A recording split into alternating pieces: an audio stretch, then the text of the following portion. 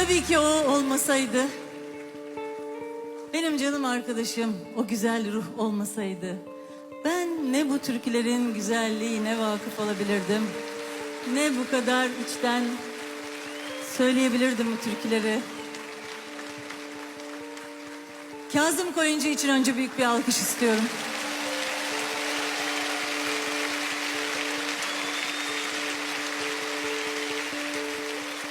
Bu 30 yılın en güçlü izlerinden biriydi Kazım benim hayatımda.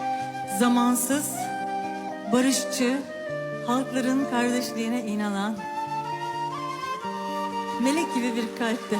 Çok erken. Ne yapalım?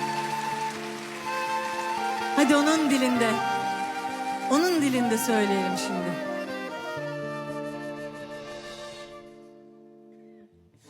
Ora parto arte bare kimi verin çariç başa mi ordine mi kutudo goytiro kumaz hiç başa mi ordine mi kutudo goytiro kumaz hiç başa.